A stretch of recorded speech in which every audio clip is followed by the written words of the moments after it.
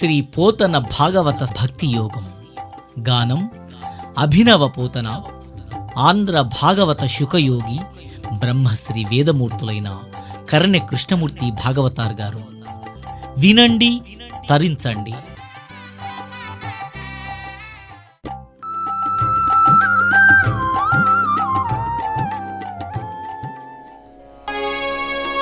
పలికెడిది భాగవతమట, పలికించు విపుడు రామభద్రుండట. నే పలికిన భవహరమగునట, పలికెద వేరుండుగాథ పలుకగనేలా. మునీంద్ర, ఆపేవేమిటి? ఇంకా చెప్పబోయా కృష్ణ కదా. నరేంద్ర నేను బలవ సైన్యంతో కృష్ణుడు మహాబలోపేతుడై అనేక మిషలతోని దుష్ట శిక్షణ, శిక్ష రక్షణ, ధర్మ సంరక్షణ చేసినారు. దుర్మార్గుడనే వాడే లేకుండా అయినారు. మునీంద్రులందరూ కూడా సంతోషపడ్డారు. కానీ యాదవులను మోయడానికే భూమికి అసహ్యమైందయ్యా రాజా. ఇది తెలుసుకున్నాడు కృష్ణ పరమాత్మ. ఎందుకంటే నేనుండంగానే దుర్మార్గులు మొక్కలమైనటువంటి ఈ యాదవులను కూడా లయం చేయాలి అనేటువంటి ఒక ఇచ్ఛ కలిగింది పరమాత్మనికి. ఇచ్ఛాశక్తి, క్రియాశక్తి, జ్ఞానశక్తి, త్రిశక్తియుతుడు పరమాత్మ. నేనుండగానే చేయాలని కానీ పరీక్ష తెలుస్తున్నాడు. అయ్యా, హరిపాదకమల సేవా తత్పరుడైన యాదవులకు కూడా లయం తప్పలేదా అన్నాడు. భగవంతునికి తనవాళ్ళు పరవాళ్ళని ఉండదయా రాజా, ఎవరైనా లయం కావాల్సిందే. సృష్టి ఎంత ఆనందంగా చేస్తాడో, పాలన ఎంత ఆనందంగా చేస్తాడో, లయం కూడా అలాగే ఆనందం చేస్తాడు. ఆయనకంత సత్ చిత్ ఆనంద స్వరూపుడు పరమాత్మ. మహారాజా విను. ఒక్కనాడు విశ్వామిత్ర, వశిష్ఠ, నారదాదులు కృష్ణ పరమాత్మ దగ్గర వచ్చారు. వచ్చిన మునీశ్వరులందరికీ కూడా ఆసనం, అర్ఘ్యం, పాద్యమిచ్చి వాళ్ళ పాదాలు కడిగి నమస్కారం చేస్తే అప్పుడు అన్నాడు వాళ్ళు, ఆ మునీంద్రుడు కూడా అన్నారు కదా, కృష్ణ కృష్ణ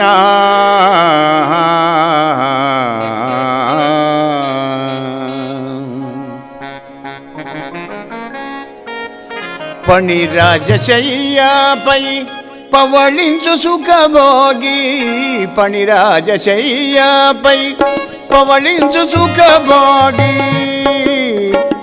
వేదాంత వీధులలో విహరించు విన్నాణి. పణిరాజశయ్యాపై పవళించు సుఖభోగి, వేదాంత వీధులలో విహరించు విన్నాణి.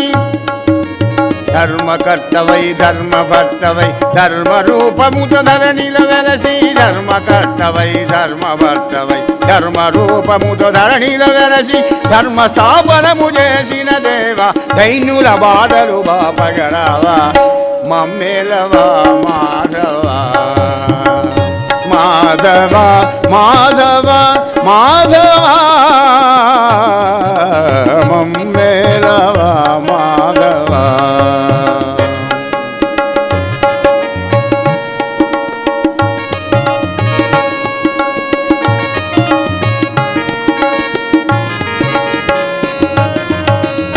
కృష్ణ గోవిందయని అంత ద్రౌపదిని, కృష్ణ గోవిందయని అంత ద్రౌపదిని, పలువలిచిగాచే వరములిచిన దేవా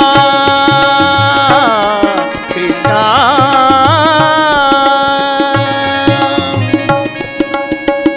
కృష్ణ గోవిందయని నంత ద్రౌపదిని, పలువలిచి రక్షించి వరములిచిన దేవా.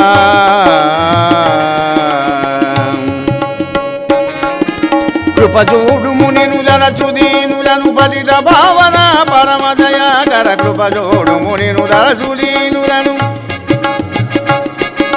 కృపజోడు మునినుల సుదీనులను పతిత భావన పరమదయాకర, కృష్ణదాసనుడ కోమల శ్యామ, మేమంతా నీవారముగామా, మమ్మేలవా మాధవ మాధవ మాధవ మాధవ,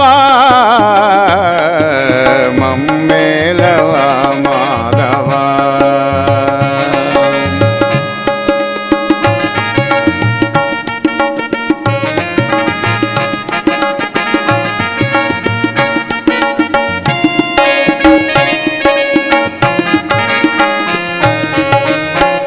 హే కృష్ణ శ్రీనాయక నీ నామము నానా భవరోగ దుఃఖ నాశమునకు విన్నాడంబవు ఔషధము అదిగానరు దుష్టాత్ముల కడకంజదళాక్ష నీ నామము నానా భవరోగ దుఃఖం అనే రోగానికి ఔషధం భగవంతుని యొక్క దివ్యనామం.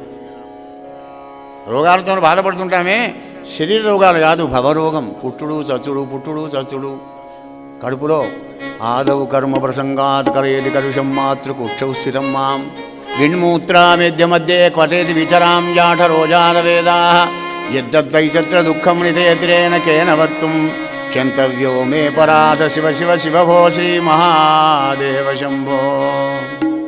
అనేక కర్మలు చేసి నాది నేను అని బలీయమైపోయి ముడిపడి తల్లి గర్భంలో పడి మలమూత్ర అసహ్యమైనటువంటి ఆ గర్భనరకం లోపల ఆ పురుగులు కుడుతుంటే అనేక వేదనను పొంది కూడా నిన్ను స్మరించలేకపోయినా శంకరా నన్ను క్షమించవయ్యా అన్నాడు. మరి పుట్టాంక ఏం చేసినాడు బిడ్డ? ప్రసవ వేదన రాగానే నేను బయటికి పంపించాను కదా, మరి అప్పుడైనా స్మరించవచ్చు కదా. ఎప్పుడైతే బొడ్డు కోసి కలినీళ్ళు చల్లుతారో ప్రారంభమైతే ఏడుపు, ఆ ఏడుపు చచ్చేదాకపోదుగా. మాటిమాటికి ఏడిపోయి బాల్యే దుఃఖాతిరే కాన్వలడితవ పుస్తన్యపానే పిపాసు నో శక్యచేంద్రియేభ్యో భవ్య గుణవ జంతువో మాం దుదంతి నానా రోగా దుఃఖా తురిత పరవశం శంకరం న స్మరామి క్షంతవ్యో మే పరాధ శివ శివ శివ భో శ్రీ మహాదేవ శంభో. బాల్యమంతా దుఃఖంలో పోయింది శివ. స్తన్యపానే పిపాసు, అమ్మ ఎప్పుడు పాలిస్తుంది చూసుకుంటుంటా. కానీ వీడు ఏడుస్తుంటే నా కొడుకు దోమలు కుడుతున్నాయి కావచ్చని దోమతెర కడుతుంది తల్లి. వీడికి ఆకలైనప్పుడు దోమతెర కడుతుంది, దోమలు కుట్టినప్పుడు ఆకలేదని పాలు పెడుతుంది. వీడి బాధ తల్లికి తెలియదు, తల్లి ప్రేమ వీడికి తెలియదు. నోశక్య చేంద్రియేభ్యో భవ్యగుణ జంతు ఓమాం తుదంతి నానా రోగా దుఃఖా దురిత పరవశం శంకరం న స్మరామి. బాలుడు పిల్లవాళ్ళు చూడండి, అనేక రోగాలు వస్తుంటాయి. పిల్లల డాక్టర్ దగ్గర పట్టుకుపోయి వాడు ట్రీట్మెంట్ అయ్యి మంచిగా 4 కిలోలు ఉన్నాడా 5 కిలోలు ఉన్నాడా క్రమంగా పెరుగుతున్న కొద్ది రోగాలు తక్కువ పోతాయి. సరే ఓకే నాన్న, బోళాశంకరుడు కదా. మరి బాల్య కౌమారం అయిపోయింది కదా నాన్న, యవ్వనంలోకి వచ్చావు, మరి అప్పుడైనా నీ జ్ఞానం ఎక్కడ పోయిందిరా? అబ్బో స్వామి, ప్రౌఢోహం యవ్వనస్థో విషధరై పంచమిర్మర్మ సంధౌ దష్టో నష్టో వివేకధన యువతి స్వాదు సౌఖ్యే నిషన్నః శైవే చింత విహీనో మమ హృదయ మహామాన గర్వాధిరూఢం క్షంతవ్యో మే పరాధ శివ శివ శివో శ్రీ మహాదేవ శంభో.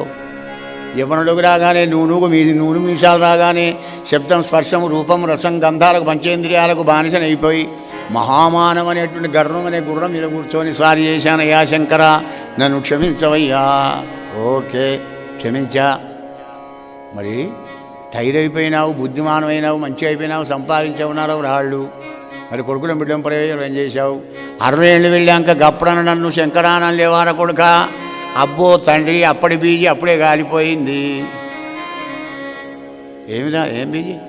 వార్ధక్యే చేంద్రియాణం వికలగతిమతిశ్చాది దేహాదితాపై ప్రాప్తైర్వియోగై మృషతముజ్ఞప్తిహీనంచదీనం మిథ్యామోహావినాశై భ్రమతి మనోర్దూర్జటే ధ్యానశూన్యం క్షంతవ్యో మే పరాధ శివ శివ శివ భో శ్రీ మహాదేవ శంభో. ఇంద్రియాలన్నీ బలహీనమైపోతాయి, ఇక నాకు వద్దు కోరికలను మణుకుడుతుంది స్వామి. ఇంద్రియాణం వార్ధక్యే చేంద్రియాణం వికల గతిమతి, మతి దేహం యొక్క గతి వికలమైపోతుంది. ప్రాప్తైర్వియోగై నాది అని చేతితో దాచుకున్నవన్నీ పిడికిలి బట్టి తీసుకొని కొడుకులు బిడ్డలు మనల్ని తీసుకుపోతారు. ప్రాప్తైర్వియోగై మృషతను జ్ఞప్తిహీనంచదీనం, అబద్ధమైన అశాశ్వతమైన రోగభూయిష్టమైన శరీరంతో మిగిలి ఉన్నటువంటి వాడై జ్ఞాపక శక్తి ఉండదు. అప్పుడు జ్ఞప్తిహీనంచదీనం. చేతిలోనే అద్దాలు పట్టుకుంటాడు, బిడ్డ నా అద్దాలేవే అంటుంటాడు వాడు. నీ చేతిలోనే ఉన్నాయి తాత అంటే అయ్యో ఎంత బిడ్డ అంటే. జ్ఞప్తిహీనంచదీనం మిథ్యామోహావినాశై, ఏం చేయలేడు కానీ అది చేస్తే సరే ఇది చేస్తే సరే. ఇంకా వాడు కొడుకులు బిడ్డలు వాళ్ళు ఎవరైనా ఉంటే వాడిని ఏదో అంటూ గెలుపుతుంటారన్నమాట, ఆ పని చేయి ఈ పని చేయరా అని. భ్రమించిపోతాడు. 60 ఏళ్ళు దాటి అడవిలో పడతారంటారే. మనో దూర్యటే ధ్యాన శూన్యం. శంకరా, ఇక నిన్నెక్కడ స్మరించానయ్యా? నాకే జ్ఞాపకం లేకపోయా. నిన్నెక్కడ స్మరించాలి? కనుక తస్మాత్ అందుకొరకై సర్వేషు కాలేషు మామనుస్మరయుధ్యచ. చిన్నప్పటి నుంచి కళేవరం నుంచి జీవుడు వెళ్ళిపోయేంతసేపు కూడా ఎప్పుడు కూడా ఆ కృష్ణనామాన్ని రామనామాన్ని ఎవడైతే స్మరిస్తాడో వానికి సాధ్యమైతే, అది భగవత్ కృప కలిగితే, వాని కరుణాకటాక్షం ఎవరి మీదనైతే ఉంటుందో వాడు అంత్యకాలమందు హరిచింత ఏమిట పుట్టుకునకు పరం భూవరేంద్ర అంటాడు శుకదేవుల వారు. అదే చెప్తున్నారు ఇక్కడ ఈ బ్రహ్మర్షులందరూ కూడా. కృష్ణ తుష్టాత్ములుగానరు నీ నామమహిమా అని స్తోత్రం చేసి బయలుదేరి వెళ్ళి పిండారకం అనేటువంటి ఒక క్షేత్రానికి బయలుదేరి వెళ్తున్నారు. పిండారకం అనే పుణ్యతీర్థం గుండా. ఈ లోపల కృష్ణుని యొక్క సంకల్పంతో యాదవులందరూ గుమిగూడి అక్కడ ఉన్నటువంటి సాంబుడికి, అంటే జాంబవతి కొడుకు, ఆడవేషం వేయించారండి. ఎటువంటి ఆడవేషం అంటే 9 మాసాలు వెళ్ళినటువంటి ఒక ఆడవేషం. గర్భవతి, చీరమి చీర కట్టి ఇంత గర్భం పడకరించినట్టుగా కట్టారు. కృష్ణ దర్శనం చేసుకొని వస్తున్న ఈ మునీంద్రుల దగ్గరికి ఈ అమ్మాయిని దొప్పుకొని వెళ్ళారు. అయ్యా, మీరు బ్రహ్మఋషులు చాలా గొప్పవాళ్ళు, త్రికాలజ్ఞులు. మా ఆడపిల్లకు ఆడపిల్ల పుడుతుందా, మగపిల్ల వాడు పుడతాడా చెప్పండి మహానుభావులారా అని ముందర దొబ్బితే వాడు చూశారు బాగా. ఆహా, తెలుసుకున్నారు. ఆడపిల్ల పుట్టదు, మగపిల్లవాడు పుట్టడరా, మీ యాదవ వంశం నాశనం కావడానికి ఒక మొసలం పుడుతుంది, ఉక్కు మొసలం పుడుతుంది పొండర్రా అని వెళ్ళిపోయినారు. నవ్వుకుంటూ చేసిన కర్మఫలం ఏడ్చుకుంటూ అనుభవించాలి కదా. వాళ్ళు వెళ్ళంగానే చీరలన్నీ విడిచే వరకు మీటర్ పొడుగుతోని ఇంత దొడ్డుతోని మొసలం పడదు రోకల పండ. అయ్యో అయ్యో అని కృష్ణుని దగ్గర పట్టుకొని వచ్చారు. కృష్ణ కృష్ణ ఇట్లా అయిందయా, చి దుర్మార్గులారా, మది ఎడి కన్నుగానక మునుల కళ్ళ మాటలంజనసి కులక్షయ కారణమైన శాపముందు వెరులు గలరే. బ్రహ్మర్షులను అవమానపరిచి కులనాశం యాదవంశం నాశనం ఎడగ చేసి పారేసావు కదరా, ఎంత పని చేశారు రా మూర్ఖులారా అన్నాడు కృష్ణ పరమాత్మ. పొండి పొండి ఆ రాళ్ల మీద వేసి దాన్ని రాకండి అన్నాడు. రాళ్ల మీద వేసి రాకితే అప్పుడు కొన్నాళ్ళు పట్టుకునే పోతుంది. అది అదే మట్టిదా కట్టేదా రాళ్ల మీద రాస్తే పోయేందుకు 3-4 నెలలు పడుతుంది. చచ్చేదాకా టైంపాస్ కావాలి కదా వీళ్ళకి. రాకుండా కూర్చున్నారు. ఆ రాకిన ఆ స్థలం చుట్టూ కత్తుల్లాగా సన్నగా ఉక్కు తుంగ మొలిచి ఉన్నది. పరీక్ష మహారాజా, మరి అదే సమయం లోపల ఉద్ధవుడు వచ్చాడు కృష్ణ పరమాత్మ దగ్గరికి. భక్తి జ్ఞాన వైరాగ్యాలన్నీ కూడా ప్రబోధించి చెప్పినాడు ఆ ఉద్ధవుడికి. అంటే మొత్తం భాగవతం అంతా చెప్పినాడు ఉద్ధవుడికి. ఉద్ధవా, దేహము నిత్యముగాదని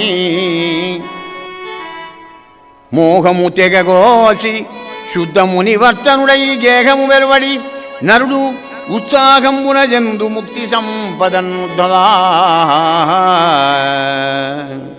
ఎప్పటికి కూడా ఈ దేహం శాశ్వతం అనుకున్న వాడికే కష్టాలు. అశాశ్వతం ఎవడైతే అనుకుంటాడో వాడు బయటికి వెళతాడు, జ్ఞాన విజ్ఞానం తెలుసుకుంటాడు, నా భక్తులతో సాంగత్యం చేసి హాయిగా ఆనందంగా ఉంటాడు. ఉద్ధవా మరొక విషయం చెప్తాను వినమన్నాడు.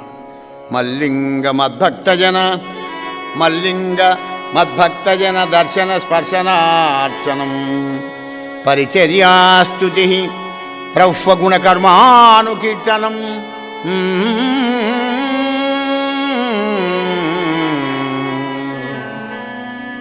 నా ప్రతిమారాధన చేసి నన్ను అర్చన చేసి నన్ను స్మరించి నన్ను జపించేటువంటి ఒక నా భక్తులందరి దగ్గరికి కూడా వెళ్ళి వాళ్ళ దర్శనం చేసుకొని వాళ్ళకు సేవ చేసి వాళ్ళ ఆశీస్సులు తీసుకొని ఎప్పుడు కూడా వాళ్ళకు పరిచర్యలు చేస్తూ నా గుణకర్మలన్నీ కూడా ఎప్పుడు స్తోత్రం చేసుకుంటే ఎవడైతే ఉంటాడో వానికి నేను సులభసాధ్యుడిని ఉద్ధవ అంటాడు. అయ్యా, ఇది ప్రాయేణ భక్తి యోగేనా సత్సంగేన వినా ఉద్ధవా. చిన్నప్పటి నుంచే బీజం పడాలి, భక్తి బీజం. ముసలివాళ్లే వినాలి భాగవతం, బాగా వయసు పడ్డాళ్లే వినాలి. ఏం పని లేనాళ్ళు అనుకోకండి, పని ఉన్న బీజీలో ఉన్నవాడే వినాలి. బాగా బీజీలో ఉన్నవాడు ఆ బీజీ ఎంత తెలబోతారా అంటే మన దగ్గర లేజీ కాలిపోయి ఉంటుంది. ఆ లేజీ పోవాలంటే బీజీ పోవాలి, బీజీ పోవాలంటే భగవంతునితో రాజీకి రావాలి. ఆ రాజీకి వచ్చినప్పుడే ఆ వాణికి సమయపాలన, టైం పంక్చువాలిటీ అనేది ఏమిటో కూడా తెలుస్తుంది. అప్పుడు జాగ్రత్త అవస్థలో ఉంటాడనమాట. ఒంట్లో శక్తి అంతా ఉడికిపోయిన తర్వాత నువ్వు తాత నారాయణ నారాయణ అనే అంటే వాడి జిందగీ లేనాడు అన్నాడు. నారాయణ నారాయణ ఎక్కడ అంటాడండి? పీచు పీచు అంటాడు. నార కాదు, నారా అన్న అంటే పోనీ 2 అక్షరాలు నారాయణ రకారం పలుకుతుంది కావచ్చని. నారా పీచు ఒకటే కదా. సత్యాన నేను అంటాడు, నువ్వు చెప్పింది ఎందుకంటే నాకు రాదా భాష, పీచు పీచు అంటాడు. ఒక పెద్ద వ్యాపారవేత్త జీవితంలో 90 సంవత్సరాలు జీవించాడు పాపం. ఒకటే మాట చెప్పాలంటే ధనం సంపాదించడంలో పిహెచ్డి తీశాడండి ఆ వ్యాపారి. 4 కొడుకులు, అందరు మగవాళ్ళే. ఒకడు ఉద్యోగం చేస్తున్నాడు, ఒకడు బిజినెస్ చేస్తున్నాడు, ఇంకోటి ఫారెన్ వెళ్ళిపోయినాడు. ఇట్లా అందరు 4 ఏదేదో ఉద్యోగాల్లో ఉంటున్నారు. అమెరికాలో ఉన్న కొడుకు కూడా ఒకసారి ఇక్కడ వచ్చాడు. 90 సంవత్సరాలు అయిపోయింది. అయితే చిన్న కొడుకు ఒకసారి అన్నాడుగా అన్నయ్యలతోనే, అన్న మనం ఎంత సేవ చేసినా నాన్నగారికి మంచిగా ఉండదు కనుక మన వాళ్ళు ఓర్వరు కదా, ఎవరు మన భార్యలు, మన కొడుకుల మీద వాళ్ళు బిడ్డలు అవుతారా, కనుక నాకు ఉపాయం వచ్చింది అన్నాడు. ఏంద్రా? ఏం లేదు, నాన్నకు ఏసీ గదిలో స్పెషల్గా అన్ని అరేంజ్మెంట్ చేసి పారేసి 4 గంటలకు ఒక ఉద్యోగిని, 4 గంటలకు ఒక నౌకర్ను పెట్టి నాన్నకు మంచి సేవలు చేసి నాన్న పోయేదాకా మనం వరుసుకున్నాం. ఎందుకంటే మనకు మస్తు ఇచ్చిండు నాన్న. సరే మరి ఎక్కడ రమ్మంటే ఇల్లు కట్టిస్తామా? ఇల్లు ఎందుకు, మన కార్ గ్యారేజ్ ఉన్నది కదా, అందులో ఏసీ పెట్టిస్తాం.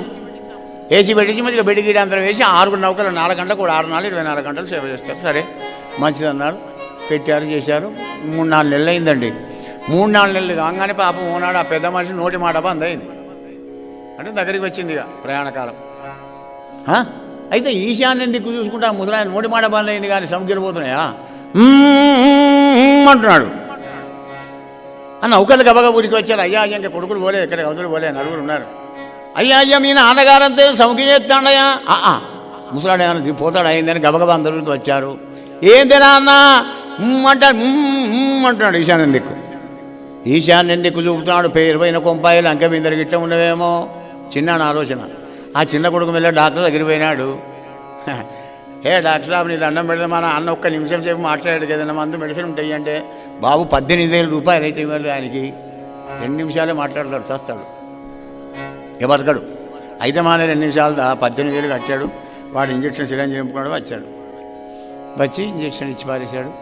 ఒక 2-3 సెకండ్లలోనే చావు తెలివి అంటారు దాన్ని, చావు తెలివి వచ్చాడు. చిన్నాడు అడుగుతాడు, నాన్న అడు చూపిస్తానవేందే, అటు ఏమున్నదే అని అడిగాడు చిన్న కొడుకు. పిచ్చిగా అడు కొడుకులారా, 10 రూపాయల చీపురు కంటే దుడ్డే తింటా, అది ఊరక పెట్టుకోర్రా అంటే మనకి ఇలా వాడాడు.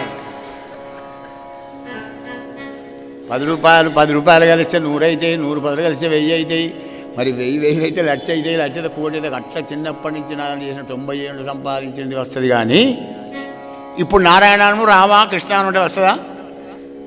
చచ్చర పుట్టుని పరుడు చెప్పిననైనా, ఏచ్చినైనా, ఏమిచ్చిననైనా, కానలకు నెయ్యిననైనా. పరీక్ష మహారాజా ఈ విధంగా ఉద్ధవునికి బోధ చేస్తున్నాడు కృష్ణ పరమాత్మ. ఉద్ధవా, గర్భంలో ఉండంగా ఈ పరిజ్ఞానం అంత వస్తుంది, కానీ తల్లి గర్భంలోంచి బయటికి వచ్చిన తర్వాత మళ్ళీ నా మాయన ఉడిపోతాడు నాయన అనగానే పరీక్షిత్ అన్నాడు, గురుదేవా ఆ తర్వాత బలరామకృష్ణుడు ఏమైనారు, మరి యాదవులంతా ఏమైనారు?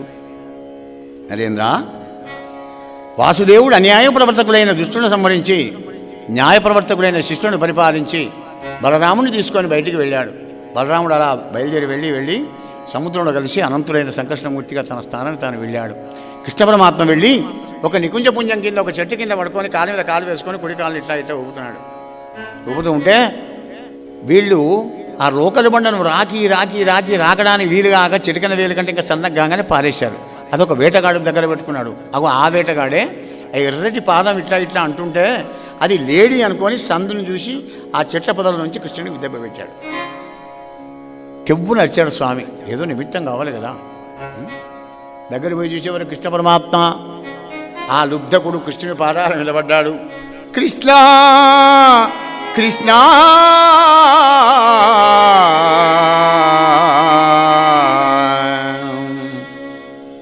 నన్ను మన్నించుమా మహాపరాధుండను, పాపచిత్తుండ కుటిల ప్రచారుండను అని అనేక విధముల దీనాలాపములాడిన నవ్వి, కృష్ణ పరమాత్ముడు నాయనా నీవేల జాలింబడెదవు. పూర్వజన్మ కర్మములు ఎంతవానికైనా అనుభావ్యంబులే కానీ ఊరకపోనేరవు నాయన, నువ్వు నిమిత్త మాత్రుడు అన్నాడు. అంటే ఏమిటి, గత జన్మలో నేను చేసిన కర్మఫలం ఇప్పుడు అనుభవిస్తున్నాను, నువ్వు నిమిత్త మాత్రుడు అయినావు అంటే, లేదు కృష్ణ అని చెప్పి ఆ రుద్ధకుడు కట్టెలు అంటబెట్టుకొని కృష్ణ కృష్ణ అనుకుంటే అగ్నిలో దగ్ధమై వైకుంఠపద ప్రాప్తుడైనాడయ్యా పరీక్ష మహారాజా. నరేంద్ర, అదే సమయానికి వచ్చాడు దారుకుడు సారథి, పాదాల మీద పడ్డాడు. కృష్ణ పరమాత్మ నీ దాసుణ్ణి, నీ పాదదాసుణ్ణి వచ్చాను స్వామి, ఒక్కసారి నన్ను తెరిచి చూడన్నాడు.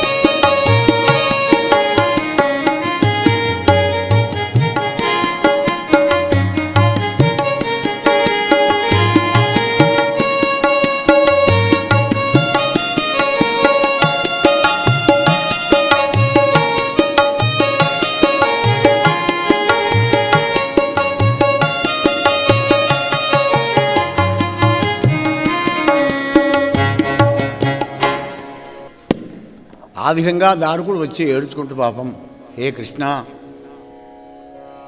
మాధవా, నిన్ను చూడని కన్నులు నిష్ఫలములు కృష్ణ,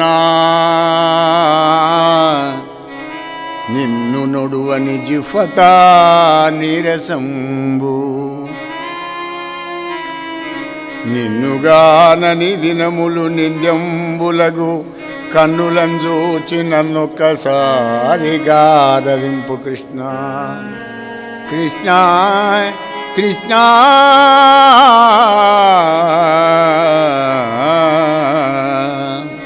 అని దారకుడు నిర్వేదన పరుడైతే అప్పుడు స్వామి అన్నాడు. అంతలోనే రథము, రథ్యాలు అంటే గుర్రాలు కూడా, అశ్వాలు కూడా అదృశ్యమైపోయినాయి. దారక, అక్రూర విధులకి వృత్తాంతమంతా చెప్పున ఆయన, స్త్రీ బాల గురువృద్ధ జనములను అస్తినాపురానికి వెళ్ళి అర్జునుడిని తీసుకొని వెళ్ళమని చెప్పు ఈ విషయాన్ని అని చెప్పి దారకుడిని పంపించినాడు. అప్పుడు ఆ స్వామి, పరమేశ్వరుడైన కృష్ణస్వామి, శతకోటి సూర్య దివ్యతేజు వివాహితుండే వెడలి నారదాది మునిగణంపుల బ్రహ్మరుద్రాది దేవతలు జయ జయ శబ్దములతో కదిలి రాగా నిజపదమ్ములు కలిగినాడయ్యా రాజా, నారాయణ విగ్రహము జలది ప్రాంతంలో జగన్నాథ స్వరూపమై ఉన్నదయా అని కృష్ణ పరమాత్ముని యొక్క దేహధర్మాన్ని వివరించి చెప్పినాడు, కాలధర్మాన్ని గురించి కూడా వివరించి చెప్పినాడు. అదే జగన్నాథం, పూరి జగన్నాథం అంటాం. అక్కడే సుభద్ర, బలరాముడు, కృష్ణ పరమాత్మ ఉంటారు. జయ శ్రీకృష్ణ. కొబ్బరికాయ కొట్టండి అక్కడ. ఆ తర్వాత ఏమైందో ఆ భవిష్యత్తుని గురించి కూడా చెప్పన్నాడు పరీక్షిత్తు. అప్పుడు అన్నాడు సుఖదేవుల వారు, రాజా, గజతురగాది శ్రీలను నిజమని నమ్మంగరాదు, నిత్యమున్ హరిన్ గజిబిజిలే కదలంచిన సుజనుడకు అతని యందు దొరకవచ్చు సుమ్మా. నరేంద్ర, దినదినం ధర్మం అణిగిపోతుంది, అధర్మం పెచ్చుపెరిగిపోతుంది. ధనవంతుడైనటువంటి వాడే రాజ్యాలను పరిపాలిస్తుంటాడయ్యా పరీక్ష నరేంద్ర. అట్లుగామున కలియుగంలో జనంబులు లోభులై జారత్వ చోరత్వాదుల చేత ద్రవ్యహీనుడై వన్యశాఖపూల పరంపరను భజిస్తూ వనదుర్గంబుల కుషీభూతులై దుర్భిక్ష సీతావాతాటవ క్షుధాటవంబుల చేత భయపడి ధైర్యహీనుడై అల్పాయుష్కులు అల్పతర శరీరులై ఉండగా రాజులు చోరులై సంచరించెదరు. నాయన పరీక్ష మహారాజా, అంత ఓషధులు అల్ప ఫలదంబులు, మేఘంబులు జలశూన్యంబులు, సస్యంబులు నిస్సారంబులు నగును. అట్లు ధర్మ మార్గంబు లేకున్న ఎడ ముకుందుడు దుష్ట నిగ్రహ శిక్ష పరిపాలనం కొరకు మరి శంబళ అనే గ్రామంలో విష్ణుయశుండని విప్రునకు పుత్రత్వం ఉన్నది కలిగి అవతారుడై దుష్ట శిక్ష సంరక్షణ చేస్తాడయ్యా మహారాజా అని చెప్పి గర్వాంధులైన రాజులను చూసి భూమాత నవ్వుతుందట. నాయన, మీ ముత్తాత గిట్టగా అన్నాడు, మీ తాత గిట్టగా అన్నాడు, నువ్వు గిట్టగా అంటున్నావు, నువ్వు వెళ్ళిపోతే నేను గిట్టగా ఉంటున్నాను నాయన, ప్రళయకాలం అన్నాడు, నేను కూడా వెళ్ళిపోతా అంటున్నాను. నవ్వుతుందట భూమాత. అయ్యా, ఈ విధంగా ఆ భగవంతుడు ఒక్కొక్క యుగానికి ఒక్కొక్క కాలధర్మాన్ని కూడా నిరూపణం చేసి దేవావతారాన్ని కూడా చాలించిన తర్వాత సృష్టి స్థితి ప్రళయాలన్నీ కూడా నీకు ఎదురికే భాగవతం ముందే వినిపించాను. ప్రళయం కూడా అలాగే వస్తుంది, సృష్టి ఎలా వస్తుందో. శబ్దంలోంచి శబ్దం స్పర్శం రెండూ పుడతాయి. ఆ స్పర్శంలోంచి రూపం పుడుతుంది, రూపంలోంచి రసం పుడుతుంది, రసంలోంచి గంధం భూమి పుడుతుందయ్యా రాజా. ఎలా అయితే క్రమంగా అనువర్తనంతో వచ్చినవో వ్యావర్తనంతో మళ్ళీ ఓ దాంట్లో చోటుకు పోయి శబ్దంలో కలిసి ఆ శబ్ద బ్రహ్మ పరబ్రహ్మంలో కలిసిపోతుందయ్యా. అది ప్రళయకాలం లోపల ఒక్కడే ఏకో నారాయణమూర్తి మర్యాకులో పడుకొని ఆ జలం లోపల కాలుబడిన వేలు నోట్లో పెట్టుకొని ఉంటాడయ్యా. నీకు సృష్టి స్థితి లయాలన్నీ కూడా వినిపించానన్నాడు. మహారాజా, నేను మృతుండనవుదునని ఇంత భయంబు మనంబు లోపల మానుమా, రాజా ఈ భాగవతం అంతా ఎందుకు చెబుతున్నాను అనుకున్నావు? ఏడవ నాడు నేను చేస్తా, ఏడవ నాడు నేను చేస్తా, ఏడవ నాడు నేను చేస్తా, అటువంటి గాబర పెట్టుకోకు. నేను మృత్యుండనవుదునని ఇంత భయంబు మనంబులో పలమానుమా సంభవంబు గల మానవ కొట్టకు చావు నిత్యము కాన హరిందలంపుమిక కల్గదు జన్మము నీకు నత్రిపై మానవనాథ పొందెదవు మాధవలోక నివాస సౌఖ్యముల్. నేను మృతుండనవుదునని ఇంత భయంబు మనంబు లోపల మానుమా. పుట్టినవాడు ప్రతివాడు పోతాడయ్యా రాజా, హరిని తలుచుకుంటూ వెళ్ళిపో. మరి నేను వెళ్ళిపోతున్నాను అన్నాడు శుకదేవుల వారు భాగవతం అంతా చెప్పి. మరి అప్పుడు పరీక్షిత్తు మహారాజు పాపం 7 రోజులు మంచినీళ్ళు కూడా తాగలే. అప్పుడు మంత్రులు వచ్చి, అయ్యా ఏం తినలేదు 7 రోజులు, ఈ ఫలమన్నది నుండి అనగానే మెత్తడి ఫలం అనగానే ఫలాన్ని విచ్చాడు పాపం. ఆ ఫలాన్ని విచ్చగానే అందులో ఉన్నటువంటి ఒక బీజమే క్రిమిగా మారి ఆ క్రిమి తక్షకుడై కాటు వేసింది. కాటు వేస్తే ఆయన భయపడ్డా? నమ శివాయ నమ శివాయ నమ శివాయ ఓం నమ శివాయ.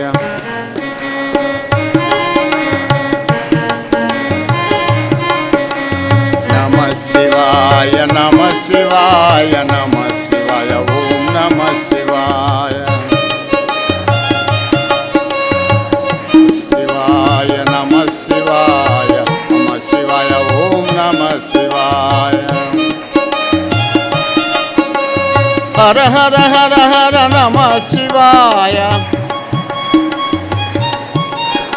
శివ శివ శివ శివ నమ శివాయ. హర హర హర హర నమ శివాయ. శివ శివ శివ శివ నమ శివాయ. సాంబ సదా శివ నమ శివాయ. శంభో శంకర నమ శివాయ. శశిభూషణ హర నమ శివాయ. సజ్జన పోషక నమ శివాయ.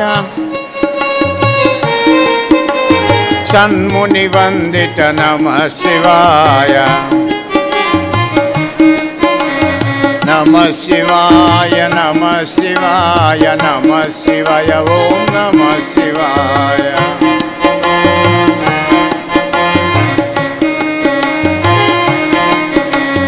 నమ శివాయ నమ శివాయ నమ శివాయ ఓం నమ శివాయ.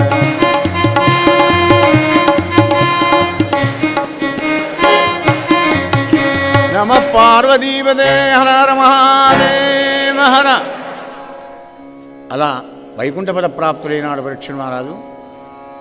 గాయస్కందాల భాగవతాన్ని విన్న శౌనకాలి మహర్లంతా సూతమునీంద్ర ఒక చిన్న కోరిక అంటున్నారు చూడండి. వాళ్ళకి విసుగు లేదు, విసుగు రాదు కూడా. భగవద్గతే అట్లాంటిది. ఎందుకు? సకల హృదయాల్లో తానే ఉన్నాడు గనక, చెప్పేది తానే, వినేది తానే గనక, తన కథే యథార్థం పరమార్థం గనక అది ఆనందానికి కారణభూతమవుతుంది కనుక ప్రతివాడు ఆనందపడిపోతాడనమాట. ఆనందకోశం విచ్చుకొని వానికి ఆనందాన్ని కలిగిస్తుంది. అప్పుడు సూతుడు ఏం కావాలయ్యా చెప్పండి అంటే, అయ్యా లోకంబులు కల్పాంత సమయంలో కబంధమయంబులై మరి అంధకార బంధురములై ఉన్న ఎడ ఏకాకి చెలిస్తూ బాలార్క కోడి తేజస్సుతో ఉంటాడు కదా, ఆ బాల విష్ణుమూర్తి కాలు బొడన వెళ్ళి పెట్టుకొని ఆయన కడుపులో పోయి కూడా చూసి నాటి నుంచి నేటిదాకా చిరంజీవిగా ఉన్న మార్కండేయుల వారి కథను కొంచెం చెప్పవయ్యా, మేము వినే ఆనందపడతామన్నారు. మునీంద్రులారా వినండి. బ్రహ్మచర్య దీక్షతోని మృకండ మహర్షి సంతానం కోసం వెళ్ళి తపస్సు చేస్తున్నాడు. కొంతకాలానికి భగవంతుడు ప్రసన్నుడైన, నాయన ఏం కావాలి నీకు? పుత్ర సంతానం కావాలని. పుత్ర సంతానం లోపల నీకు సంపూర్ణ ఆయుస్తున్నటువంటి పుత్రుడు లేడు నాయన, 16 ఏళ్ల ప్రాయం బతికేవాడు ఉన్నాడు అన్నాడు. అయితే మానే పున్నామను నరకా త్రాయితేది పుత్ర. పుత్రుని యొక్క ముఖాన్ని చూస్తే పున్నామ నరకం కూడా దూరమైపోతాడట మహాప్రభు ఈ అన్నాడు. ఇస్తానుకోమన్నాడు. వేదవతి అయిన తన భార్యకు గర్భం ధరించి పిల్లవాణి కనింది. మృకండ మహర్షి పుట్టాడు కనుక మార్కండేయుడు నామకరణం చేశాడు. నెల 2 ఏడాది అయిపోయింది. ఒక్కనాడు నారద మహర్షి వచ్చి మృకండ మహర్షి దర్శనం చేసుకుందామని వచ్చే వరకు ఈ పిల్లవాడిని 4-5 ఏళ్ల పిల్లవాడిని నమస్కారం చేయించి దీర్ఘాయుష్యమస్తు అన్నాడు నారద మహర్షి. అయ్యో మునీంద్ర మీ నాయన వీనికి 16 ఏళ్ళ ఈ ప్రమాణమే రాశాడయ్యా. అవునా, అరే మన నా నోటికి ఎందుకు వచ్చింది కానీ అనుకున్నాడు. వెళ్ళాడు. బయటికి వెళ్ళంగానే సప్తఋషులు పోతున్నారు ఆ మార్గం కూడా. అయ్యా మునీంద్రులారా ఎక్కడికి పోతున్నారు అని అడిగాడు. ఈయనే ఎటు లేదు, మేము బ్రహ్మలోకం పోతున్నాం. మరి నారదా నువ్వెక్కడికి పోతున్నావు? నేను ఎక్కడ లేదు, మృకండ మహర్షి కొడుకు పుట్టాడా, ఆ ఇంటి దాకా పోదా అని వెళ్ళానే, రండి మీరు కూడా పోదాం రండి అని. పద నారదుడు ఉన్నాడు, బ్రహ్మర్షి కదా, నారదుడితో వచ్చాడు. మొదటిగా నారదుడు కూర్చున్నాడు, సప్తఋషులు కూర్చున్నారు వరుసగా. మరి ఇంకే నమస్కారం చేయించాడు. దీర్ఘాయుష్యం వస్తూ అన్నాడు. నారదుడు అన్నాక మాకేందని వీళ్ళు ఏడుగురు అన్నారు. నారదుడు అన్నాడు, అయ్యనారా నేను ఒక్కడినైతే ఏం సాధించలేను కదా, మరి వీనికి మా అయ్య 16 ఏళ్ళ అయిపోయి పెట్టినాడు, మరి ఏం చేస్తారో చేయండి. అబ్బ నారదా గందికి ఇక్కడ తీసుకువచ్చావా? అయ్యా మీకేం కష్టం లేదు, పోదాం పండి, నేను కూడా వస్తాం ఏంబడి. ఎనమండుగురు కలిసి బ్రహ్మలోకం పోయినారు. ఆయన స్లోగన్ ఏంటంటే లలాటలిగితే నపున ప్రయాతి, నేనేం చేయలేను అంటాడు. నువ్వేం చేయకపోతే మానే అయ్యా, చేసేవాడిని ఏమన్నా చూపవాయా అంటే ఇప్పుడు రమ్మంటాడు కదా. నారాయణమూర్తి చిరంజీవత్వము, శంకర భగవానుడు మృత్యుంజయత్వం ఇస్తే వీడు ఇదే దేహంతోనే అనేక కల్పాలు బతుకుతాడు పొండి అన్నాడు. ఇంకేముంది, ఉపనయనంగా కానీ ఓం నమో నారాయణాయ మంత్రాన్ని ఉపదేశం చేసినాడు నారదుడు వారు. తపస్సు కూర్చున్నాడు మార్కండేయుడు. 6, 7, 8, 9, 10, 11 సంవత్సరాలు కాగానే శ్రీమన్నారాయణమూర్తి ప్రత్యక్షమైనాడు. శ్రీహరి నీ దివ్య నామస్మరణమునం చేసి ఈ శరీరంబు తోడనే అనేక యుగంబులు నేను బ్రతుకున్నట్టుగా నాకు చిరంజీవత్వమును ప్రసాదింపుమా పురుషోత్తమా. నాయన నేను చిరంజీవం ఇస్తా కానీ ఈ దేహంతోనే నువ్వు ఉండాలంటే శంకర భగవానుడు నీకు మృత్యుంజయత్వాన్ని ఇవ్వాలి నాయన అన్నాడు. అని అదృశ్యమైనాడు నారాయణమూర్తి. వెంటనే నారదుల వారు పంచాక్షరి మహామంత్రం ఓం నమ శివాయ మహామంత్రాన్ని ఉపదేశం చేసినాడు. 11 ఏళ్లప్పటి మొదలుపెట్టాడు. ఓం నమ శివాయ, ఓం నమ శివాయ, ఓం నమ శివాయ. 12, 13, 14, 15, 16, 17 వచ్చాయి. మహిషవాహనం మీద కూర్చొని యమధర్మరాజు వచ్చాడు. నమశివాయ విడుచులేదు, లింగం దగ్గర కూర్చొని అభిషేకం చేస్తున్నాడు. దగ్గరికి యమధర్మరాజు రాడు శివలింగం దగ్గరికి. 4-5 ఏళ్ళు అయిపోయింది, కదులు లేదు శివుడు. అప్పుడు చూసింది గౌరమ్మ, ఏమయ్యా పిల్లవాడు పాపం గంతగానే మొత్తుకుండా నమశివా నమశివా అంటే, నిలిచిన శంకరుంగనియు నిత్య సుఖంబుల నిచ్చు గౌరి ఇట్లనే హరహరా భూతిభూషణ సముజ్జలగాత్రుని కంటే ఎంత వలనుగా వాని తోడ ఒక వాటపు మాటను పల్కగాదగున్ సరళితమైన ఈ తపసి జాడ వినన్కడు వేడుకయ్యడున్ హరహరా. అమ్మ మనసు విన్న కదా, అప్పుడే కలుగుతుంది అమ్మ. ఏమయ్యా పిల్లవాడు అంత రోజున చేస్తున్న నమశివాయ అంటే కదరావు, పద పద. గౌరీ శంకరులు ఇద్దరు వచ్చారు. నందివానరులై మార్కండేయుడు తపస్సు చేసేందుకు చేరుకున్నారు. చేసుకుని వాడి హృదయం లోపలికి వెళ్ళారు. ఇద్దరు కళ్ళు మూసుకున్నాడు కదా, ఆ కళ్ళు మూసుకుంటేనే కనబడుతున్నారు ఇద్దరు, పార్వతీ పరమేశ్వరుడు, రుద్రాక్ష విభూతిమాలాధరుడు, పరమభక్తుడు భక్తవత్సరుడైనటువంటి ఒక శంకరుడు, భోళాశంకరుడు, నందివాహనుడు, గౌరీ సమేతుడై ఆ యొక్క మార్కండేయ మహాముని లోపడే తిలకించి చూసి పులకించి ఆనంద బాష్పాలు గార్చుకుంటూ శంకరా శ్రీకంఠలోకేశ లోకోద్భవస్థాన సంవారకారే మురారి ప్రియా చంద్రధారే మహేంద్రాది బృందారకానంద సందోగ సందాయ పుణ్యస్వరూప విరూపాక్ష దక్షధ్వరధ్వంసగా దేవనీదైన దత్తంబు వేరించి బుద్ధిని ప్రధానంబు కర్మంబు విజ్ఞానం అధ్యాత్మ యోగక్రియాకారణం పంచు నానా ప్రకారంబులను బుద్ధిమంతులు విచారించి భావింతురీశాన సర్వేశ్వర సర్వసర్వజ్ఞ సర్వాత్మక నిర్వికల్ప ప్రభావా భవానీపతి నీవు లోకత్రయీవర్తనంబులు మహీవాయుఘాతాగ్ని సోమార్గదోయంబులం చేసి కావించి సంసార చక్రక్రియా యంత్రవాహుండవైతాదిదేవా మహాదేవ నిత్యమునత్యంత యోగస్థితిన్ నిర్మల జ్ఞానదీప ప్రభాజాల విధ్వస్త సంసారమాయంధకారుల్ జితక్రోధరాగాది దోషుల్ యతీంద్రుల్ యతాత్ముల్ భవత్పాద బంఖేర్వధ్యాల డిండీరధారానుభూతిని సదా తృప్తులై నిత్యులై అవ్యయా భవ్యశవ్యా భవ భర్గవట్టారక భార్గవాగశ్చకుచ్చాది నానా మునిస్తోత్ర దత్తావధానా లలాఠక్షణోగ్రాగ్ని భస్మీకుటానంగ భస్మానులిప్తంగ గంగాధరా నీ ప్రసాదములను సర్వగిర్వాణ గంధరులను సిద్ధ సజ్జోరగేంద్ర సురేంద్రాదులను శాశ్వత ఈశ్వర సంప్రాప్తులైరి ఈశ్వరా విశ్వకర్త సురాభ్యర్చిత నాకు అభ్యర్థితంబులు ప్రసాదించు కారుణ్యమూర్తి త్రిలోకైకనాథ మహాదేవా నమస్తే నమస్తే నమస్తే నమః.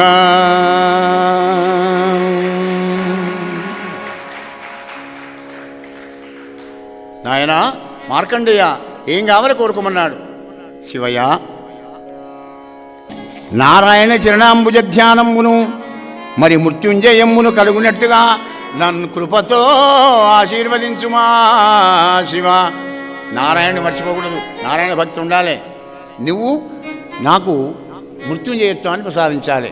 ఇచ్చాను పూరనాయన అన్నాడు. ఆ విధంగా శివకేశవుల ద్వారా వరాన్ని పొంది అప్పటి నుండి నేటి వరకు కూడా ఆ భగవంతుని కరుణతోని ఆ మార్కండేయుల వారి చిరంజీవి ఉన్నాడయ్యా. ఈ మార్కండేయ ఉపాఖ్యానం విన్న వాళ్లకు, వినిపించినట్టు వాళ్లకు ఆయుర ఆరోగ్య ఐశ్వర్యాలు కూడా వర్ధిల్లుతాయని సూతమునీంద్రుడు చెప్పినాడు.